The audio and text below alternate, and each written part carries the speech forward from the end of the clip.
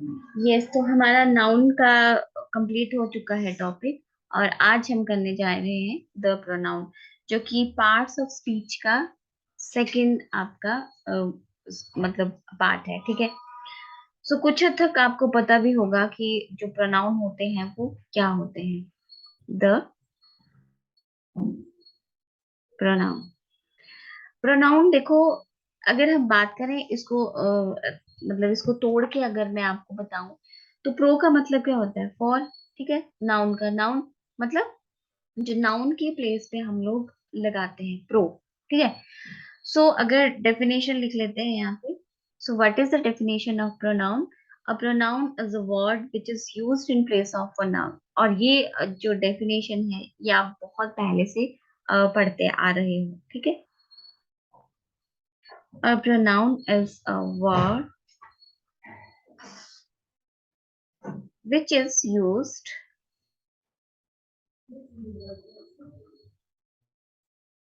in place of noun. Place of noun. यहाँ तक आपको सबको पता होगा जनरल सा, लेकिन इसके क्वेश्चन जो आपके बनते हैं वो जो इसके काइंड्स रहते हैं वहां से बनते हैं। ठीक है। तो ये भी बट बेसिक कर रहे हैं, तो आप ये समझो कि हम स्टार्टिंग से हम एक फर्स्ट स्टेप से स्टार्ट कर रहे हैं। ठीक है। ऐसा नहीं है कि फर्स्ट स्टेप छोड़ के सीधा ही ऊपर चढ़ जाओ। ठीक है। So one by one, step by step हम लोग इसको देखेंगे। सो अगर मैं यहाँ पे एक दो लाइंस में लिखूंगी, मैंने लिखा निधि इज अ गुड गर्ल। ठीक है। निधि likes to eat chocolate. Okay. फिर मैंने लिखा निधि wears red dress. निधि wears red dress. ठीक है। सो यहाँ बार बार आप देख रहे हो कि बार बार मैं यहाँ पे निधि का यूज कर रही हूँ। ठीक है। सो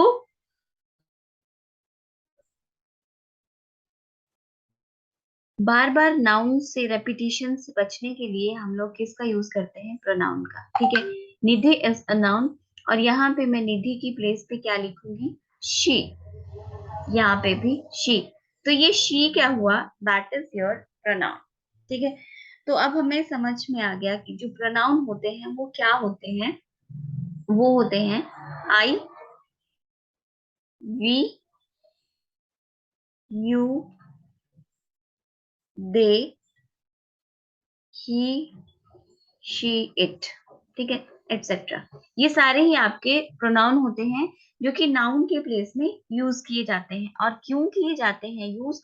बार बार नाउन के रेपिटेशन से बचने के लिए हम लोग प्रोनाउन का यूज करते हैं। ठीक है। ये आपका एक सिंपल सा बेसिक जो डेफिनेशन थी वो प्रोनाउन की थी। ठीक है। अब आगे चलते हैं, तो इसके जो रहते हैं, there are 9 kinds. Okay.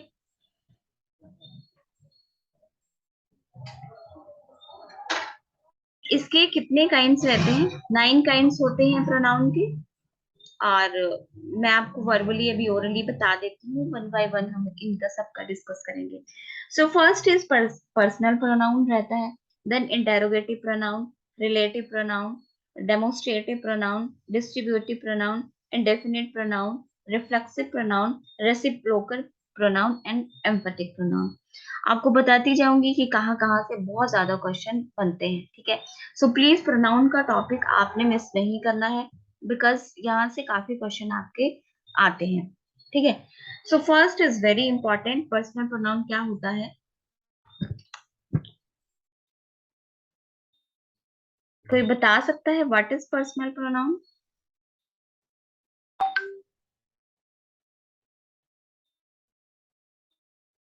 Personal pronoun जो होता है, ठीक है, पर्सनल प्रोनाउन में हम क्या देखते हैं कि जिस प्रोनाउन में मतलब एक पर्टिकुलर पर्सन के बारे में या फिर कोई थिंग के बारे में एक मतलब एक स्पेसिफिक प्रोनाउन होते हैं। ठीक है। तो इनको कैटेगराइज कर रखा है, जैसे आप लोग फर्स्ट पर्सन, सेकंड पर्सन और थर्ड पर्सन सुना होगा ना आपने, वो पर्सनल प्रोनाउन में यूज किया जाता है, ठीक है। सो अगर पर्सनल प्रोनाउन सीधा मैं अगर आपको मैं यहाँ पे बताती हूँ कि I am sleeping, you are sleeping, he is sleeping, ठीक है। So personal pronoun use for three person के लिए यूज किया जाता है। This is your first person, this is second person, और ये है आपका third person,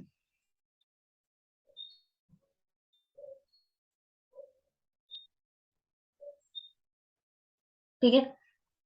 so first person की बात कर रही हूँ, जैसे देखो अभी फॉर एग्जाम्पल मैं आपसे बात कर रही हूँ, मतलब इन लाइव क्लास ले रही हूँ, लेकिन बात कर रही हूँ अगर आमने सामने हम किसी से बात करते हैं तो वो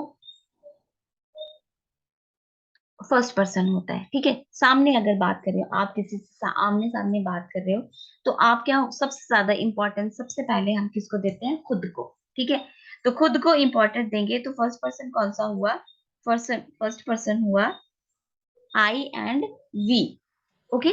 फर्स्ट पर्सन आपने हमेशा याद रखना है कि फर्स्ट पर्सन फर्स्ट प्रेफरेंस इंसान खुद ही को देता है ना, ठीक है। सबसे पहले ऐसा तो नहीं है कि मैं करके सबसे पहले वो खुद को प्रेफरेंस देते हैं, तो first person is I and we. So यहाँ पे हम लिख सकते हैं I we denote the person speaking, जो बात कर रहा होता है। I we denote the person speaking, जो बात कर रहा है। जैसे अभी मैं बात कर रही हूँ आपसे, बेशक ऑनलाइन बट कर रही हूँ। सेकेंड पर्सन क्या होता है, you denotes the person spoken to, आप किससे बात कर रहे हो, ठीक है। तो अभी मैं किससे बात कर रही हूँ, मैं आपसे बात कर रही हूँ, ठीक है। So you denotes the person spoken to, किससे बात की जा रही है, ओके। नाउ थर्ड पर्सन क्या होता है, थर्ड पर्सन जिसके बारे में बात की जा रही है, he she it denote the person spoken about, जिसके बारे में बात की जाती है, ही शी इट,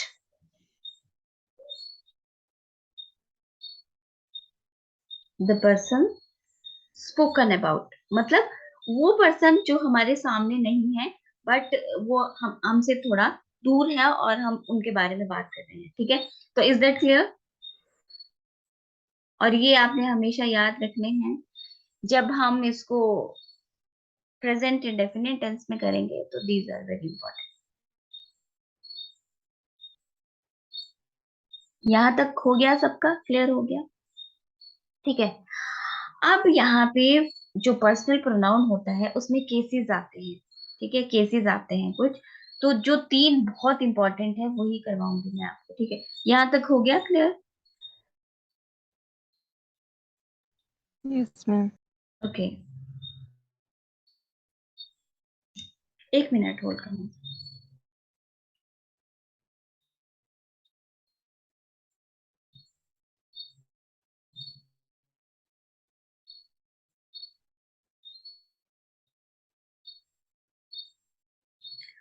ठीक है, अब केसेस के बारे में बात करते हैं। जैसे हो गया आपका subjective cases, case, objective case and possessive case, ठीक है।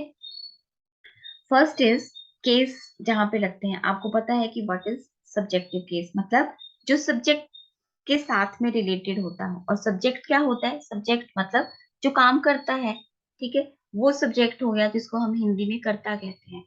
This is your subjective case, this is objective case and this is possessive case. आप देखिए जो सब्जेक्टिव केस में जो प्रोनाउन हम लेते हैं वो कौन कौन से होते हैं। तो सबसे पहले आप स्क्रीनशॉट ले लेना है इसका, ठीक है। I we you they he she and it, ये सारे ही सब्जेक्टिव केस होंगे, ठीक है। अब आई का देखो, आपने वॉइसेस पढ़े होंगे, तो आई का क्या हो जाता है, आई का हो जाता है me, that is your objective case. We का क्या हो जाता है अस, यू कहता है मैं बिल्कुल चेंज नहीं होऊंगा, मैं ऐसा का ऐसा ही रहूंगा, तो यू का यू ही रहता है। देन दे का देम, ही का हिम, और शी का हर, और इट का इट, ठीक है। अब बात करते हैं पोजेसिव। पोजेसिव केस में देखो, जो आई और आई रहता है उसका दो हो जाते हैं, माई एंड माइन, ठीक है। अब ये भी मैं आपको अलग से समझाऊंगी कि माई कहाँ पे लगता है और माइन कहाँ पे यूज किया जाता है, ठीक है। आगे है our, ours, next your, yours, their, theirs, और देन ही का हिज, और यहाँ पे हर, और यहाँ पे हर्स, और इट का इट्स आ जाएगा। ओके, एक बात बताना भूल गई आपको, जो इट रहता है वो भी प्रोनाउन होता है, और जो इट का यूज हम थिंग्स और ये जो एनिमल्स होते हैं उनके लिए करते हैं। एक और केस में हम इट का यूज करते हैं, जैसे कोई एक न्यूट्रल जेंडर होता है, जैसे एक बेबी है, तो बेबी जो होगा वो मेल और फीमेल तो नहीं कहेंगे हम उसको, ठीक है। तो हम उस केस में इट का यूज कर देते हैं, तो ये भी थोड़ा सा ध्यान रखना है। ओके, अब चलते हैं, अब इसका स्क्रीनशॉट ले लो एक बार, और अब चलते हैं हम सब्जेक्टिव केस की तरफ कि what is the subjective case. देखो, जो सब्जेक्टिव केस होता है, जो सब्जेक्ट काम करता है, जो काम का प्रेशर जो है, काम का भार जो है वो सब्जेक्ट के ऊपर पड़ता है, वो उसे हम सब्जेक्टिव केस कहते हैं। Have you taken the screenshot? Yes yes Manu. Okay, so subjective case देखो क्या होते हैं, फॉर एग्जाम्पल सब्जेक्टिव केस में हम क्या लेते हैं, जैसे मैंने कहा आई लाइक टू,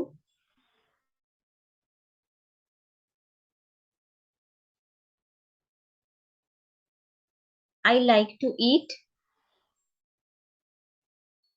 आइसक्रीम, ठीक है। I like to eat ice cream, तो आइसक्रीम किसको पसंद है, मुझे, किसी और को नहीं पसंद है, मुझे। तो मतलब पूरा जो प्रेशर है वो आई पे, मुझ पर पड़ रहा है, ठीक है। या फिर और देखो, ही डजन,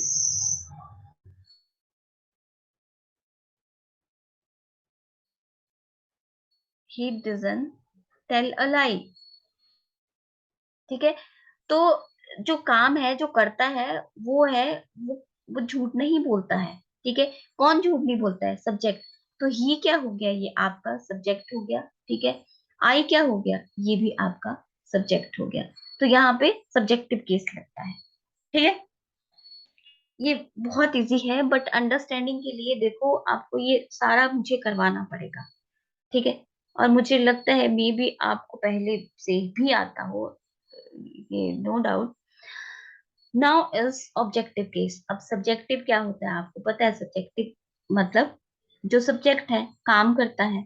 अब ऑब्जेक्टिव केस मतलब अभी हमने पीछे जो मैंने आपको कहा था लास्ट पेज में कि आई का मी हो जाता है, ठीक है।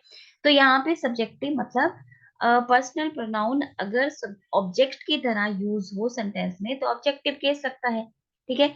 जो जो पर्सनल प्रोनाउन है यहाँ पे वो किसकी ऑब्जेक्ट की तरह यूज होता हो तो उसको हम ऑब्जेक्टिव केस लगेगा, ठीक है। अगर मैं यहाँ पे देखो हिंदी में लिखती हूँ, मैंने लिखा मैं उसे बुलाता हूँ,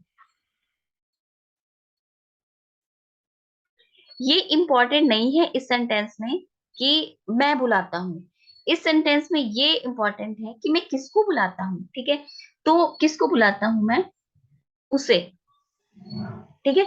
ये दिस इज योर ऑब्जेक्ट। अगर हिंदी में अगर मैं बोलूँ उसको तो क्या आई कॉल हिम, ठीक है।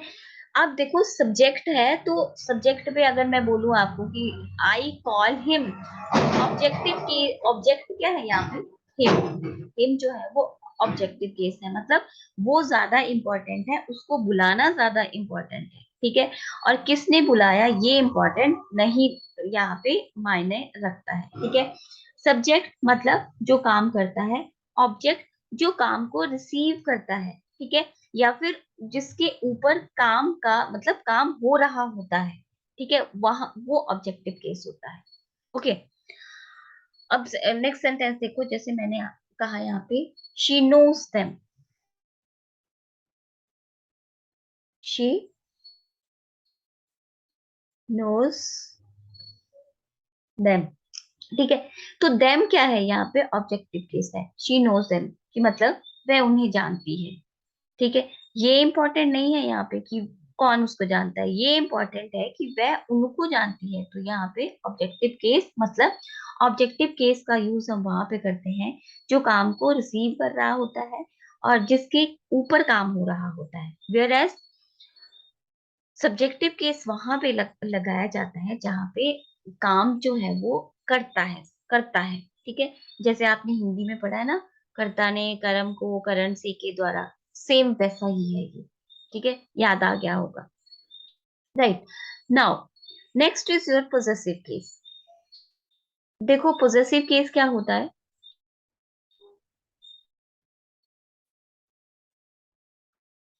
पोजेसिव केस जैसे वर्ड से आपको समझ में आ रहा है, जैसे पोजेशन, किसी चीज को अपना अधिकार मानना, ठीक है।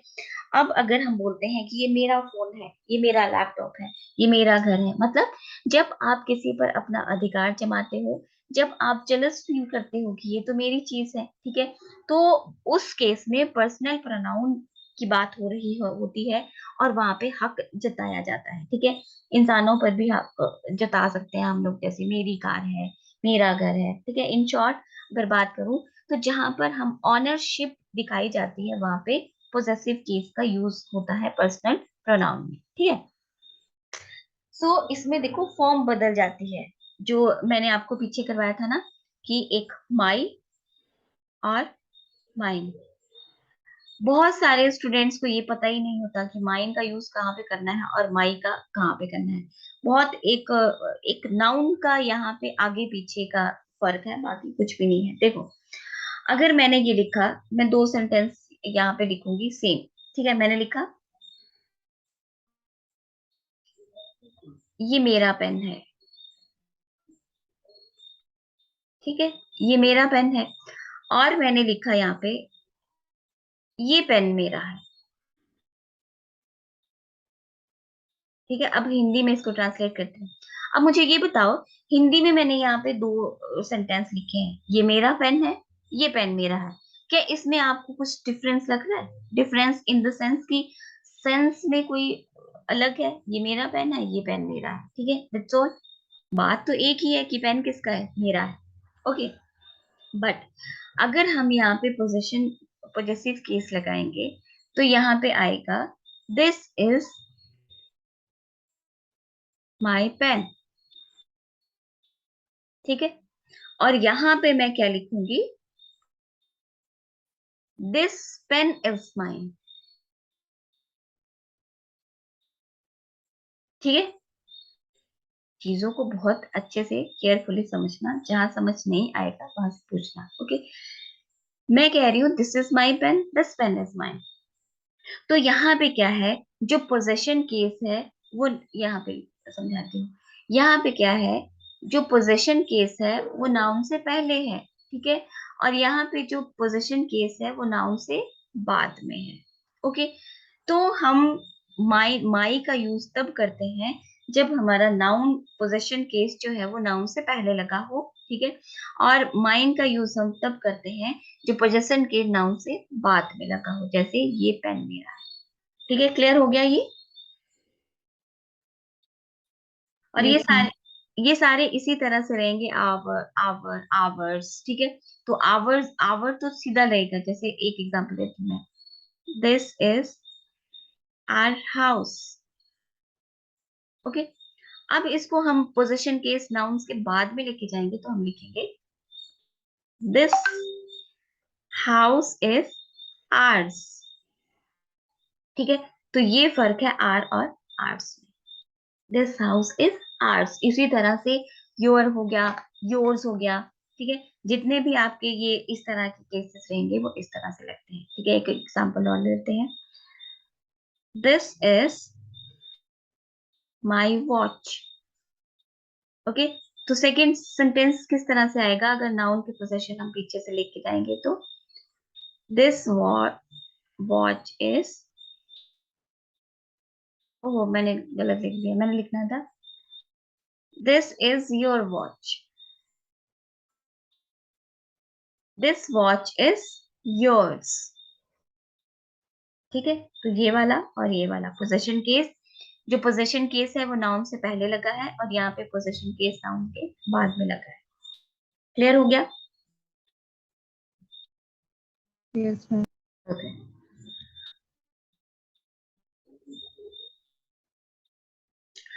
अब देखो यहाँ पे कुछ थोड़े से एक्सेप्शनल केस बताती हूँ, ठीक है। जैसे ऐसे प्रैक्टिस में यहाँ पे अगर लिखती हूँ, मैंने लिखा Raj and me went to market, ठीक है। तो क्या ये सही है? थोड़ा सा ध्यान से देखो,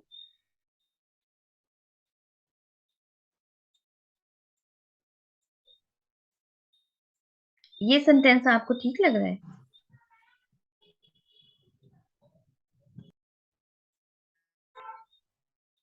राज एंड मी, मैम वेंट से नहीं वेंट तो चेंज नहीं होता ना, गो वेंट गोन वो तो ऐसे ही रहता है, बट इसमें ऑब्जेक्टिव में मैम। प्रॉब्लम है। देखो यहाँ पे, मैम आई आएगा। यस एग्जैक्टली, यहाँ पे राज एंड मी नहीं आएगा, यहाँ पे राज एंड आई आएगा। क्यों? बिकॉज यहाँ पे सेम मार्केट में जा रहे हैं, दोनों जा रहे हैं मार्केट में, ठीक है। ऑब्जेक्टिव केस उस केस में लगाते हैं जब काम जो है वो मतलब सब्जेक्ट पे नहीं पड़ता है और सिर्फ ऑब्जेक्ट पे पड़ता है, बट यहाँ पे तो दोनों ही मार्केट जा रहे हैं, तो इस केस में यहाँ पे मी नहीं आएगा, Raj and I went to market, ठीक है। तो ये भी थोड़ा सा ध्यान रखना है। आगे देखो, जब हम लोग किसी नाउन में सॉरी प्रोनाउन के अगर हम कंपैरिजन करते हैं, ठीक है, तब आपके पास में सब्जेक्टिव केस ही लगता है, ऑब्जेक्टिव केस कभी भी नहीं लगता है। और इस तरह के क्वेश्चन आपको बहुत बार पूछे जाते हैं। देखो फॉर एग्जाम्पल,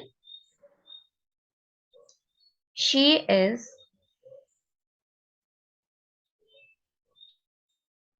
एज फास्टर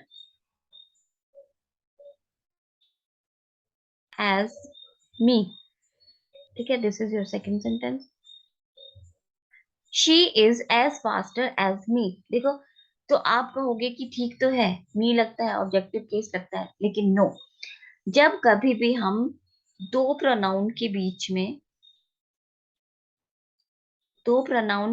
में जब हम कंपैरिजन करते हैं, ठीक है, दो प्रोनाउन के बीच में जब हम कंपैरिजन करते हैं तो यहाँ पे हम हमेशा सब्जेक्टिव केस का यूज करते हैं। हमेशा याद रखना, बहुत बार पूछा जाता है। सो राइट सेंटेंस हमारा होगा, this is wrong. Right sentence हमारा होगा, she is as faster as I. Because यहाँ पे क्या हो रहा है, यहाँ पे दोनों ही केसेस में एक क्या हो रहा है, कंपैरिजन हो रहा है, ठीक है। तो उस केस में हम लोग हमेशा, जहाँ पे सिर्फ प्रोनाउन की बात कर रही हूँ, ठीक है, सिर्फ प्रोनाउन की बात कर रही हूँ, कि जब प्रोनाउन के बीच में कंपैरिजन हो तो वहां पे फिर हम लोग जो है वो क्या करते हैं, फिर वहां पे सब्जेक्टिव केस का यूज किया जाता है, ऑब्जेक्टिव केस हम वहां पे नहीं लगाते हैं। क्लियर हो गया? नेक्स्ट सेंटेंस देखो, ये आप खुद बनाओगे और प्लीज चैट के थ्रू बताना, okay. He is wiser than me, chat के थ्रू इसका आंसर देना।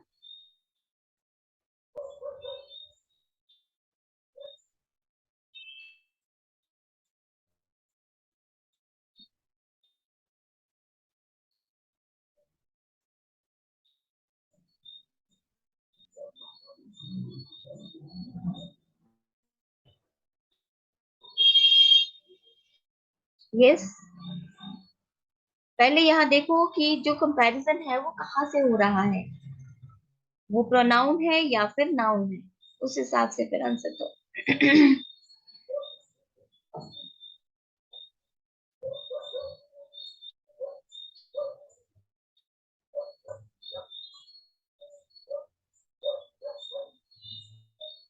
Hello, are you there? Yes, ma'am. Okay, नहीं आ रहा समझ में? देखो मैंने क्या कहा आपको, देखो मैंने आपको कहा कि जब हम दो प्रोनाउन के बीच में कंपैरिजन करते हैं तो वहां पे हम सब्जेक्टिव केस का यूज करते हैं, ठीक है। और ये क्वेश्चन आपको बार बार पूछा जाता है, मतलब बहुत बार आपका अगर गुड लक हुआ तो आपको भी इस तरह के क्वेश्चन पूछे जाएंगे। सो शी क्या है? शी इज योर प्रोनाउन, है कि नहीं? मी क्या है? मी तो यहाँ पे गलत है ना, ठीक है। बट ये भी क्या है? ये भी तो प्रोनाउन ही है एक तरह का, ठीक है। तो सेम केस यहाँ ही है, he is wiser than me. Then, जहां पे देन आता है या फिर ये हम, मैं आपको आगे जब एडजेक्टिव करवाऊंगी ना आपको, तब मैं आपको बताऊंगी ये फास्टर और देन जहां पे आते हैं तो कंपैरिजन होता है, ठीक है। तो अगेन यहाँ पे ही और मी का कंपैरिजन हो रहा है, ठीक है। तो इस केस में हमेशा हम लोग क्या यूज करते हैं? सब्जेक्टिव केस का यूज करते हैं, ठीक है। तो यहाँ पे हमारे पास में आएगा right sentence, he is wiser than I. This is very important. ये सेंटेंस कभी भी हो तो हमारा ये सेंटेंस रॉन्ग है। और राइट सेंटेंस कौन सा हुआ? ये वाला, ठीक है। मैं बार बार आपको रिपीट इसीलिए कर रही हूँ कि आपके माइंड में अभी से बैठ जाए, ठीक है। कि जब भी दो प्रोनाउन के बीच में कंपैरिजन किया जाता है तो ऑब्जेक्टिव केस का यूज नहीं होता है, तब हम लोग सिर्फ ओनली सब्जेक्टिव केस का यूज करते हैं। जैसे कि आई, यहाँ पे भी आई है तो यहाँ पे भी आई हुआ। अब बताओ, क्लियर हुआ? Yes, ma'am. ओके,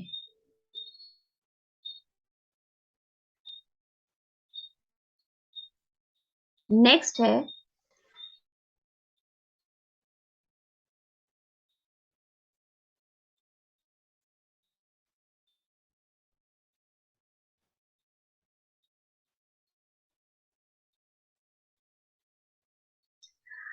अब एक और इसमें बहुत इंटरेस्टिंग चीज बता रही हूँ आपको, ध्यान से सुनना। देखो, कंफ्यूज नहीं होना है, बहुत चीजों को ध्यान से समझना है। देखो, एक तो जो नॉमिनेटिव केस होता है उसको हम सब्जेक्टिव केस भी कहते हैं, ठीक है। तो ये ध्यान रखना, नॉमिनेटिव एंड सब्जेक्टिव केस दोनों एक से होते हैं। सो अगर मैं ये इस तरह का लिखती हूँ, देखो ना, ध्यान ध्यान से देखना subject sentence, he is as fast as I. अब प्लीज मुझे ये बताओ कि ये सेंटेंस राइट है या रॉन्ग?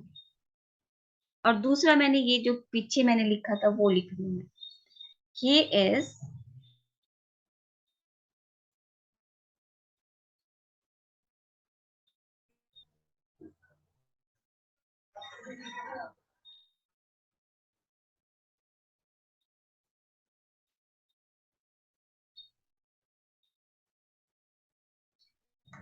ये बस मुझे इतना बता दो, ये जो मैंने सेंटेंस लिखा ये आपको क्या लगता है कि गलत है या सही है? बस। ही इज, पीछे मैंने ये लिखा था, he is as faster as I, ये वाला ठीक है ना? ये वाला जो फर्स्ट सेंटेंस मैंने लिखा, ये आपको क्या लगता है, राइट है रॉन्ग है?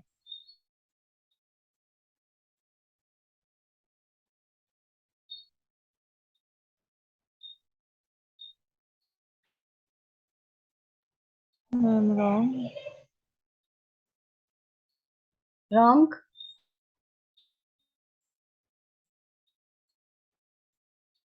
हाँ, ये रॉन्ग है। ठीक है, यहाँ पे भी आई का यूज होगा और यहाँ पे भी आई का यूज होगा। Faster, as he is as faster.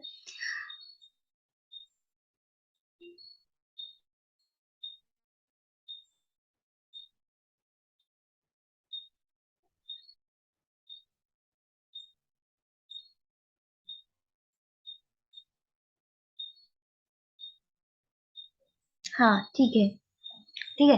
So he is as fast as I और he is as faster as I, तो दोनों ये भी राइट है, रॉन्ग नहीं है, ये भी राइट है। ठीक है, अगर यहाँ पे मी होता तब फिर ये रॉन्ग होता। ठीक है, आई है तो ये ठीक है। बस आपने ये याद रखना है कि जहाँ पे कंपैरिजन होता है वहां पे आपने ओनली ओनली सब्जेक्टिव केस का यूज करना है। ठीक है, और उसमें एक और इसमें बहुत इंपॉर्टेंट है, नेक्स्ट जो है वो है क्या, देखो, अगर इट का यूज जो है वो सब्जेक्ट के रूप में हुआ हो, ठीक है, तो और उसके बाद में बी की किसी भी फॉर्म का यूज हुआ, आपको पता है ना बी की फॉर्म्स क्या होती है? बी की फॉर्म्स पता है आपको कौन कौन सी होती है? बी की फॉर्म्स होती हैं इज एम आर। ठीक है, जो आपके हेल्पिंग वर्ब होते हैं ना इज एम आर, उनको हम बी की फॉर्म्स कहते हैं। तो मैंने क्या कहा कि अगर सेंटेंस में इट जो है, ठीक है, इट का यूज हम एज अ सब्जेक्ट करते हैं, और यहीं से आपको क्वेश्चन बहुत बार पूछे जाते हैं। ये जो मैं भी आपको एग्जांपल देने वाली हूँ ये भी टेट के एग्जाम में पूछा गया है। फिर से समझना, फिर से समझा रही हूँ। अगर इट का यूज सेंटेंस में एज एज ए सब्जेक्ट किया जाता है, ठीक है, तब फिर हम नॉमिनेट केस का यूज करते हैं। ठीक है, और इट के तुरंत बाद बी की फॉर्म्स जैसे इज, एम, आर का यूज हुआ हो। ठीक है, एग्जाम्पल देखो, जैसे it is me who am to blame,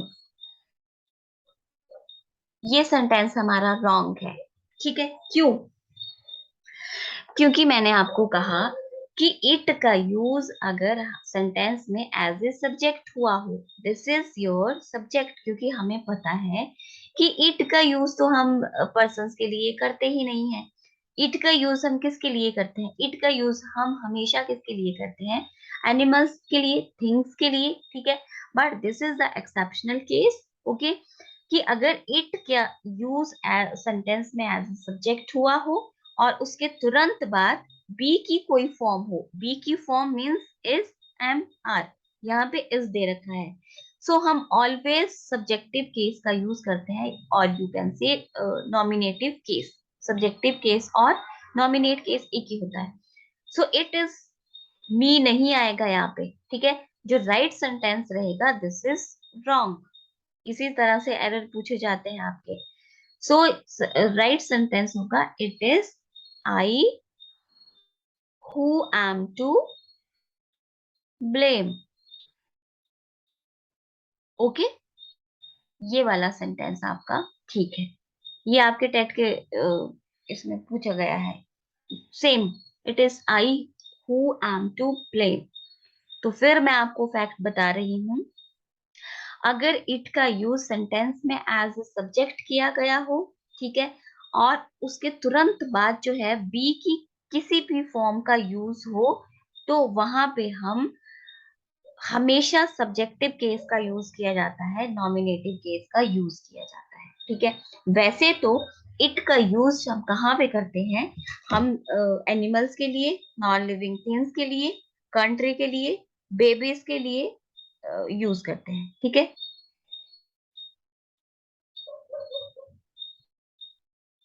okay, clear हो गया ये वाला फैक्ट आपको?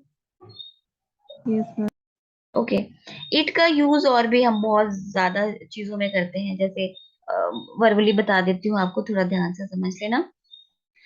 इट का यूज देखो, अगर इट जो है वो सिंगल यूज किया जाता है, और अगर हम उसका प्लूरल अगर यूज करना हो हमें, तो हम दे का यूज करते हैं। ठीक है, सेंटेंस समझना, चलो सेंटेंस में लिख दे रही हूँ ताकि इसी में समझा देती हूँ।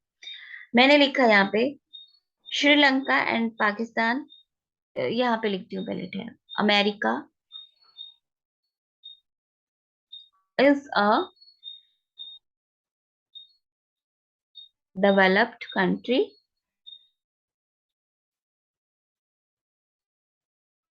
It is a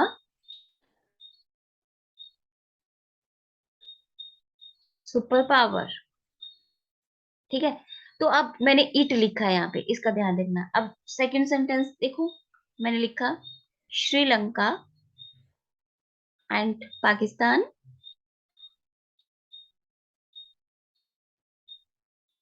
are developing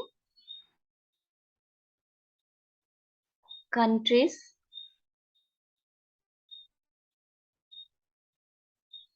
full stop, they are facing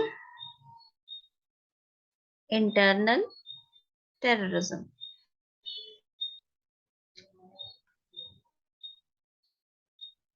ठीक है, अब यहाँ पे देखो, मैंने आपको कहा कि इट का जो प्लूरल होता है वो क्या होता है, दे। ठीक है, America is a developed country, it is a super power. Okay, तो यहाँ पे जो है कंट्रीज के लिए हम इट का यूज करते हैं। ओके, बट अगर इट का यूज जो है वो प्लूरल में लेना हो तो हम दे का यूज करते हैं। इट का प्लूरल दे आता है, ये मैंने आपको बता दिया। इट का यूज हम टाइम्स के लिए भी यूज करते हैं, जैसे it is raining, it is morning, it is winter, इस तरह से। ठीक है,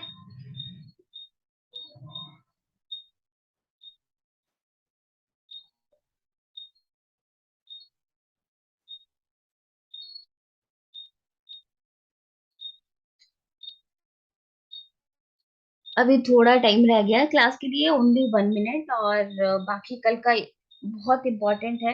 कल मैं आपको बताऊंगी कि कहाँ पे हम फर्स्ट सेकंड थर्ड प्रोनाउन का यूज कर सकते हैं। ठीक है, इसमें भी एक रूल होता है, ऐसा नहीं है कि अगर आपके पास में तीनों पर्सन्स एक ही सेंटेंस में दे रखे हो तो आप अपनी मर्जी से इसको कहीं भी फिट कर दो। ठीक है, आई यू ही, या फिर he you they, sorry he you I, इस तरह से इसका भी एक रूल होता है। हम कहाँ पे इसका यूज कर सकते हैं वो मैं फिर आपको कल की क्लास में बताऊंगी। ठीक है, आई होप आज का लेक्चर आपको समझ में आ गया होगा। So please tell me any doubt और क्वेरी। No, ma'am. ओके, इनके एमसीक्यूज करने हैं आपने।